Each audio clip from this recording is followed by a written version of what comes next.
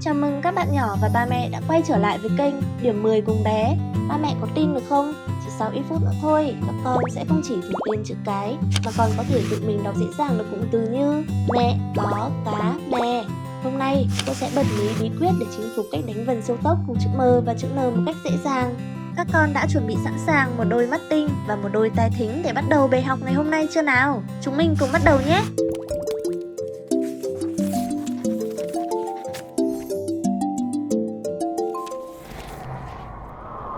Các bạn nhỏ ơi, tiếng Việt của chúng mình có 6 thanh: sắc, huyền, hỏi, ngã, nặng và thanh ngang.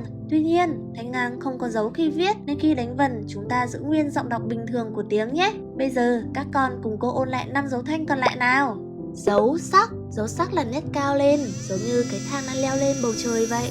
Dấu huyền thì ngược lại nè, nó giống như cái cầu trượt đang trượt xuống thật êm ái. Dấu hỏi là một vòng xoắn nhỏ xíu, giống như tai của bạn nhỏ đang tò mò nghe ngóng điều gì đó. Dấu ngã giống như một con sóng biển đang nhấp nhô uốn lượn. Dấu nặng, cuối cùng là dấu nặng, nó giống như một viên đá tròn xoe bị rơi xuống đất. Giờ thì chúng ta cùng bắt đầu vào bài học ngày hôm nay. Các bé hãy thật thoải mái và cùng đọc to theo hướng dẫn nhé. M, A, ma, sắc, má. M, A, ma, sắc, má.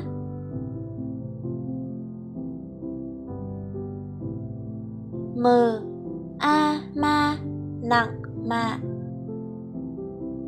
M, A, ma, nặng, mạ.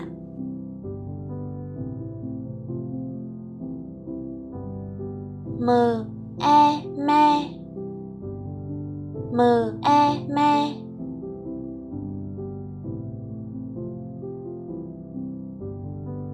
M, e, me, huyền, mè. M, e, me, huyền, mè.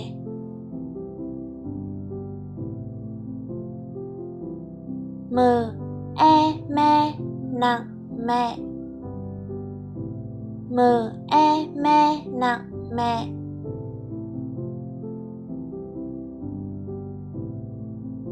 M, i, mi, huyền, mì.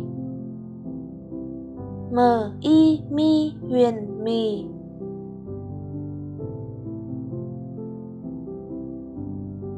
M, o, mo.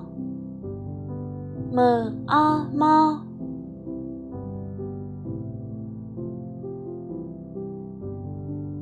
M, o, mo, ngã, mõ. M, o, mo, ngã, mõ.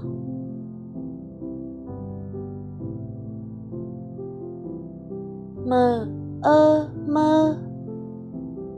M, ơ, mơ.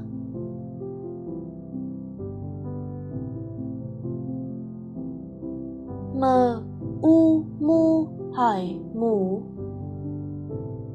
M, u, mu, hỏi, mủ.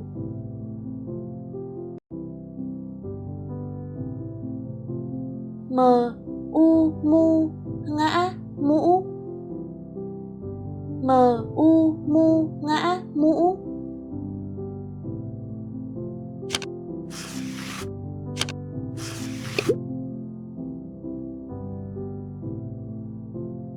N, a, na. N, a, na.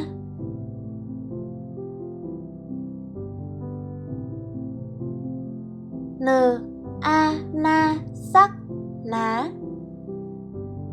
N, a, na, sắc, ná.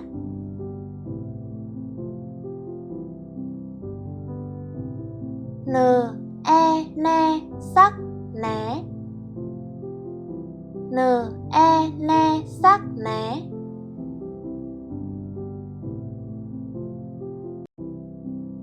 N, o, no. N, o, no.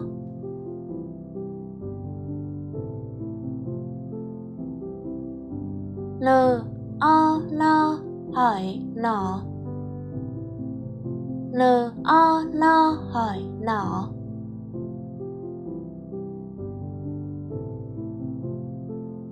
N, ơ, nơ. N ơ nơ.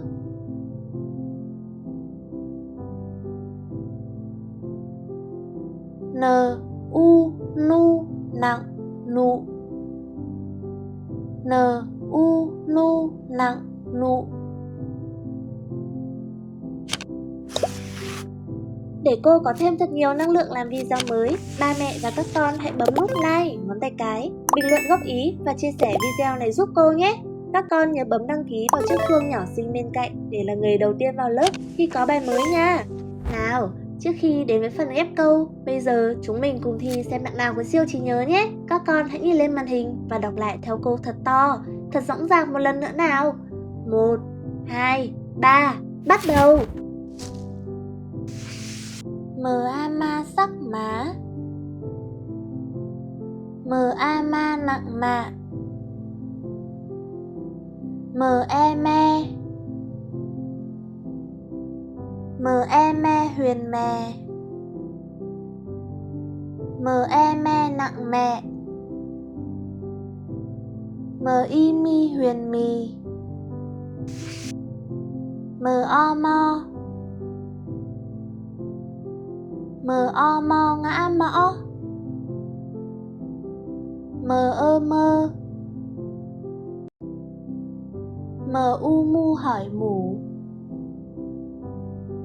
Mờ u mu ngã mũ. N a na. N a na sắc ná. N e ne sắc né. N o no. N o no hỏi nỏ. N ơ nơ. N u nu nặng nụ. Các con ơi, những chữ cái nãy giờ chúng mình học giống như những mảnh ghép vậy. Bây giờ hãy cùng cô ghép chúng lại với nhau để tạo thành những từ thật hay nhé. Sẵn sàng chưa nào? Mờ e me nặng mẹ. Cờ o co sắc có. Cờ a ca sắc cá.